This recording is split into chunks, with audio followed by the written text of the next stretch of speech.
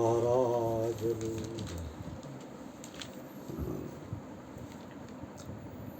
સ્વામી રામની સમાધિ અને ઈશ્વરીય કૃપાનો અનુભવ. લગભગ 2 દાયકા વીતી જવા છતાં જ્યારે ગુરુએ આપેલા વચન મુજબ 24 વર્ષના સ્વામી રામને સમાધિનો અનુભવ ન થયો, ત્યારે તેમણે પોતાના ગુરુદેવ પાસે જઈને આ અંગે ફરિયાદ કરી. સામે પક્ષે ગુરુએ પણ હજુ વધારે તૈયારીની જરૂર છે એવું જણાવી સ્વામી રામને સાધના ચાલુ રાખવાનો આદેશ આપ્યો. જવાબમાં સ્વામી રામ ત્રસ્ત થઈને ગંગામાં ડૂબી મરવાના દ્રઢ નિર્ધાર સાથે ગુરુની ગુફામાંથી બહાર નીકળવા માટે ડગ માંડેલા. ત્યાં સુધીની ઘટના ગયા અઠવાડિયે જોઈ. સ્વામી રામ હવે મન મનાવી લીધું હતું.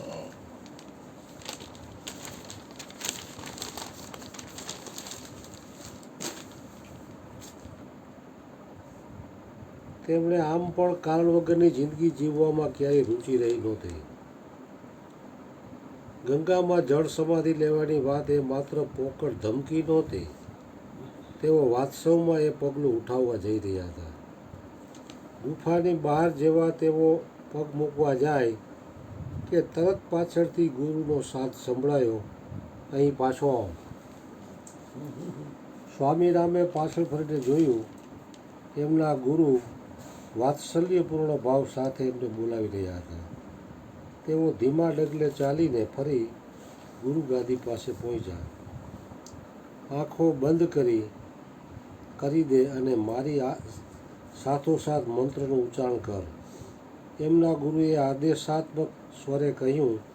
સ્વામી રામ કહ્યાગરા બાળકની જેમ ગુરુની આજ્ઞાનું પાલન કરવા માંડ્યા.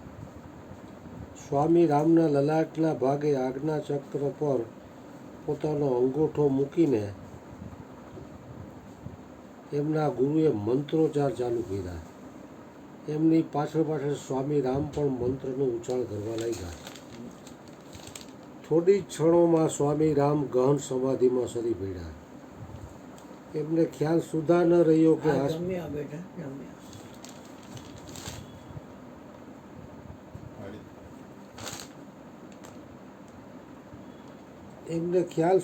રહ્યો કે આસપાસના વિશ્વમાં શું ચાલી રહ્યું છે અને પોતે ક્યાં છે.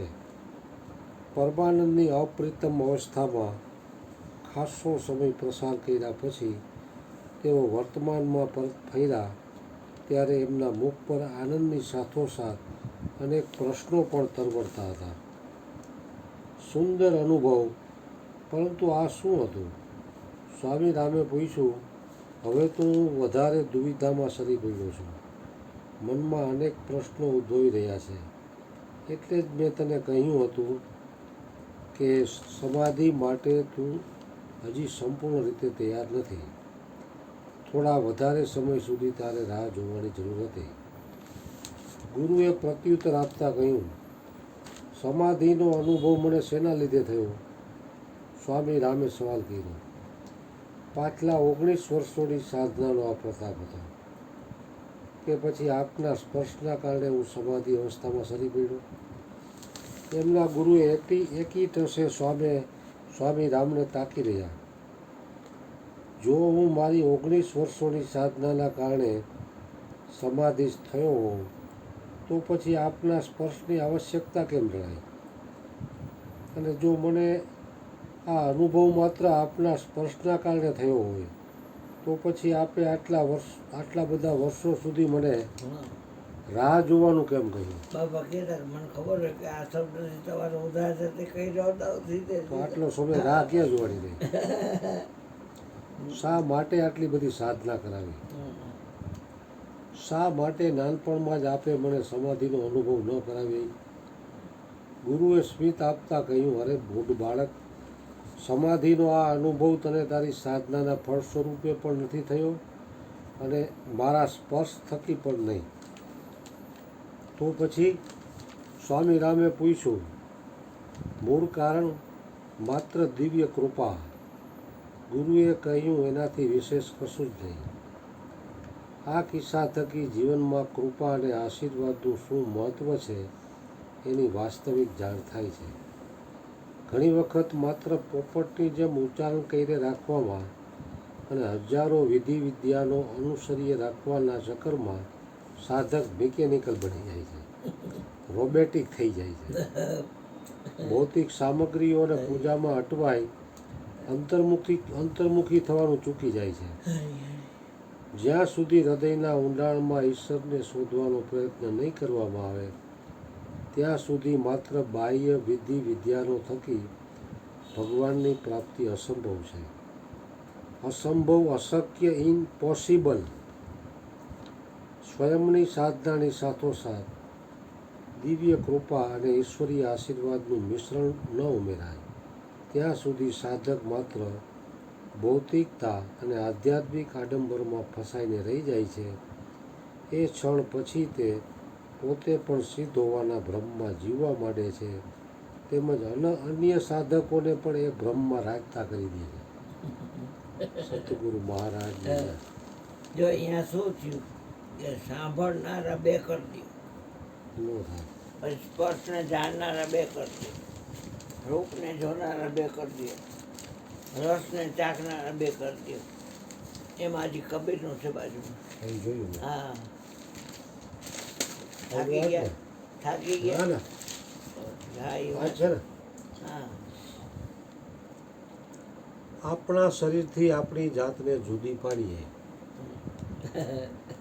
અધ્યાત્મ પુરુષાર્થના પગથિયા પર આરોહણ કરીને આંતરિક શક્તિઓની પ્રાપ્તિ થતી હોય છે.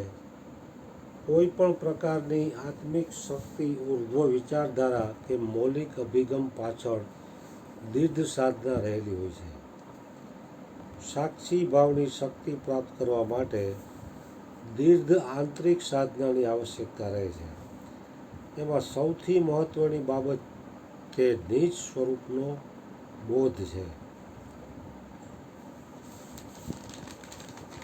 સંત કબીરના બીજકની 90મી સાખીમાં તેઓ કહે છે કે મૂલ ગહે તે કામ હૈ તે મતિ ભરમ ભૂલાવ, મન શાયર મનસા લહેરી બહે કતહુ મત જાઓ. નિજ સ્વરૂપનો બોધ થતાં સ્થિતિ ગ્રહણ કરવાથી જ કલ્યાણ છે. હે માનવ, તું અનેક પ્રકારની વાણી તેમજ માન્યતાઓના ભ્રમમાં પડીને પોતાના સ્વરૂપને ભૂલીશ નહીં. મન સમુદ્ર છે આવું. અને તેની ઈચ્છાઓ તરંગ છે, લ્યો. એમાં તણાઈને ક્યાંય ન જવું. માણસે એના નિજ સ્વરૂપને સમજવું જોઈએ.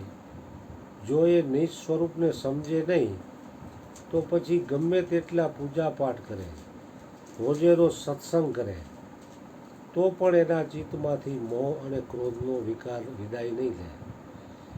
આ બધા વિકારો ચિત્તની અંદર યથાતથ ભરેલા અને વકરેલા હોય અને બહાર માત્ર પારકા ઉપદેશ પ્રવચનો અને શાસ્ત્ર ગ્રંથો બોધના સંગ્રહિત બોધથી જીવવાનું હોય હા, તો તેનો કશો અર્થ નથી. હારી, હારી.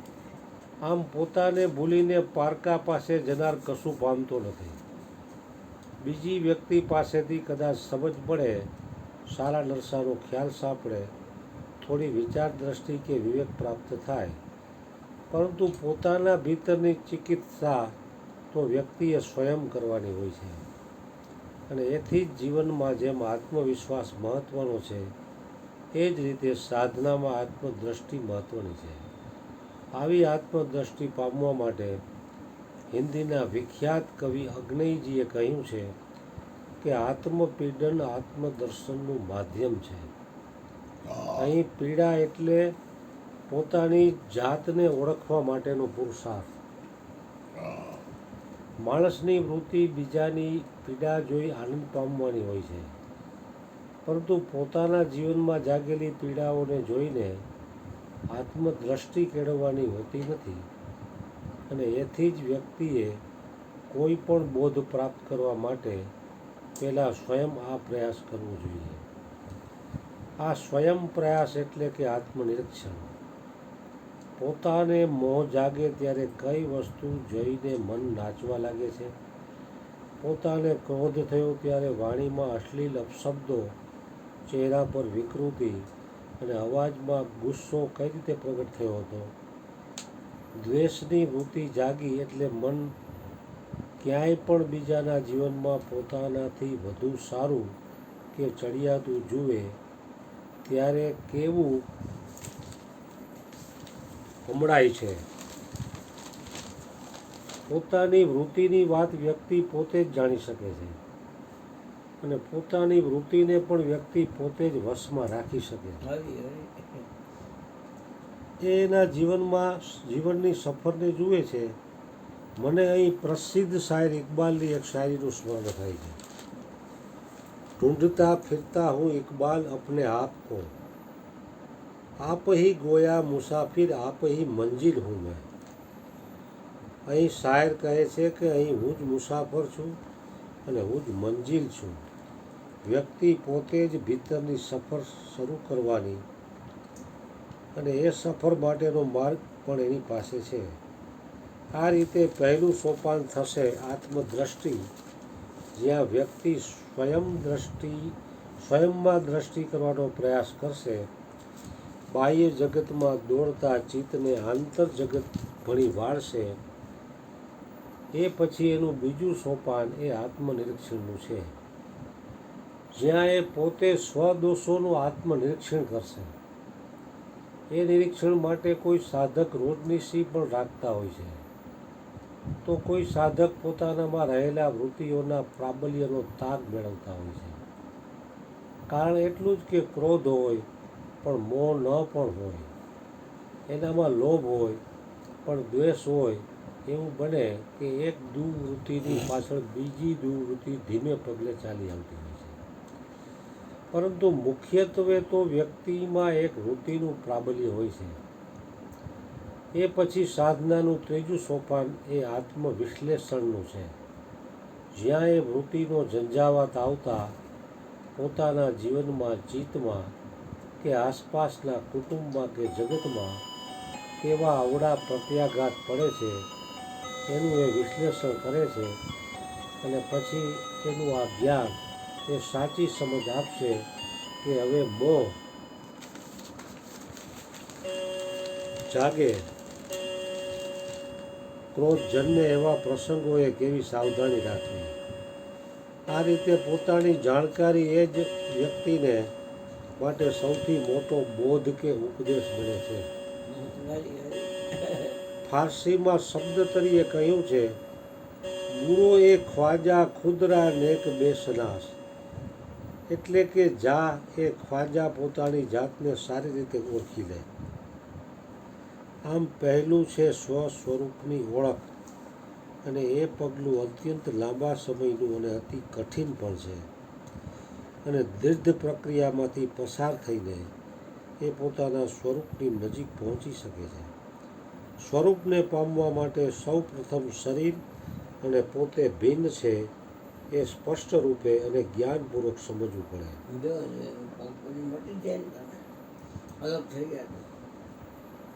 જીવનમાં આપણે સૌથી વધુ આપણા શરીરની પાસે ને સાથે રહીએ છીએ.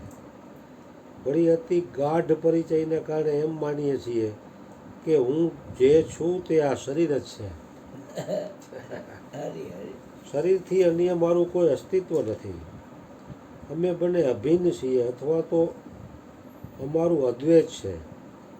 આ શરીરનો જન્મ થયો ત્યારે લોકો એમ કહ્યું કે મારો જન્મ થયો, અને વિકાસ થયો એટલે વ્યક્તિએ એમ કહ્યું કે મારો વિકાસ થયો. આ શરીરને રોગ થાય છે તો વ્યક્તિ એમ માને છે કે એને રોગ થયો છે. જગતમાં અનુકૂળ અને પ્રતિકૂળ એ બે બાબતો જોવા મળે છે. શરીરને જે અનુકૂળ લાગે તે વ્યક્તિને પસંદ પડે છે. શરીરને જે પ્રતિકૂળ લાગે તે વ્યક્તિને તદ્દન નાપસંદ લાગે છે. આ રીતે કોઈ વ્યક્તિનું શરીર ફરવા જાય છે, શરીર આરામ કરે છે, તો એમ કહેવાય છે કે એ વ્યક્તિ ફરવા ગઈ છે અને એ વ્યક્તિ આરામ કરી રહી છે. એટલે કે શરીરની પ્રત્યેક બાબતે મારી બાબત બને છે.